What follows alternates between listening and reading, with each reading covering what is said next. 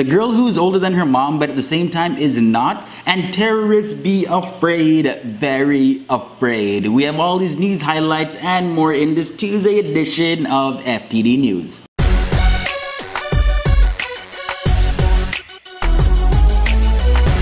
Now, I have three stories to talk about today. The first one being a story that I heard about a little while back, but I just decided to share it with my audience in case you never heard about it. Hailey Okines suffers from Hutchinson-Gilford progeria, which is a disorder that makes her age 8 times faster. So at the age 16, she looks 100 years old, and there's a documentary that even labels her as a girl that's older than her mother. But Hailey says she just doesn't like when people call her old. Although she may look old, she says that she doesn't feel it. And yeah, to be honest, if you just take a look at some videos of her, like, she's just bouncing off the wall. And what I really found inspiring is this excerpt taken from her website. When mom and dad first found out I had progeria, the doctor said I would only live to 13. On December 3rd, 2011, I was 14. I'm not worried about dying. They said that the Titanic wouldn't sink, but it did. So that proves experts can be wrong, and I want to prove the doctors wrong. My life with progeria is full of happiness and good memories. If I didn't have progeria, I would not have done most of the cool things I have done or met most of the cool people I've met. Deep inside, I'm no different from anyone. We're all human. Definitely an inspiration considering that we have so much young people just ready to commit suicide, end their lives because of some,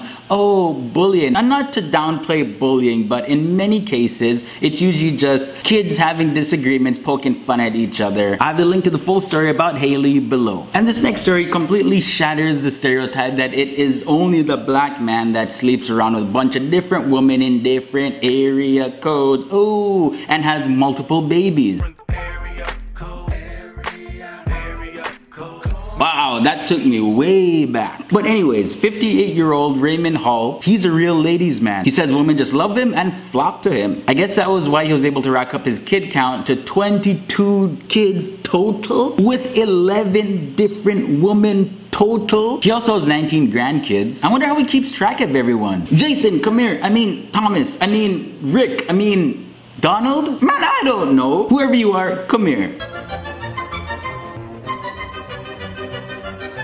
Hey dad, who are you again? I'm your daughter, Emily. I have a daughter? But Raymond, not only does he have lots of kids, but he also has lots of money, and he sells drugs to supplement his lifestyle. But just recently, he was sentenced to 18 months in jail for dealing drugs. However, the judge ruled to suspend his prison sentence because he wants him to be out to take care of his youngest child, who's 7 months old. So yeah, was this really a fair ruling by the judge? Some are arguing that, a man so irresponsible shouldn't even be allowed to raise his own children. But then again, it is his child at such a young age. Some are saying that it should be his right, but let me know what you guys think. Terrorists start running because Jack is back. It's official, the 12-part miniseries of 24, aka the best show ever, has been confirmed by the crew themselves that filming will begin in a couple of weeks, and the first episode will air on May 5th. You can catch it on Fox or Sky One over in the UK, and actually that's where they're filming it, in the UK. Well, London, England to be more exact. Now, without spoiling the show, you know what? I'm gonna spoil the show. Actually, no.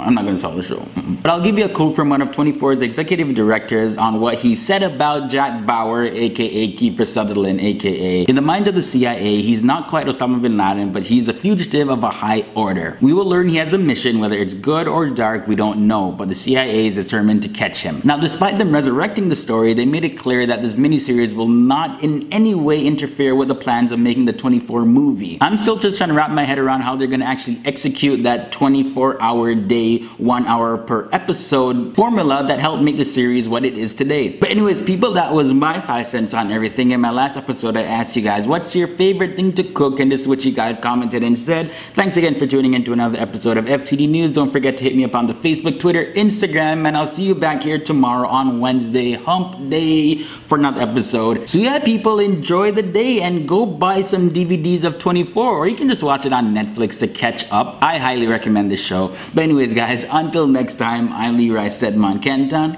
Boom. I'm out.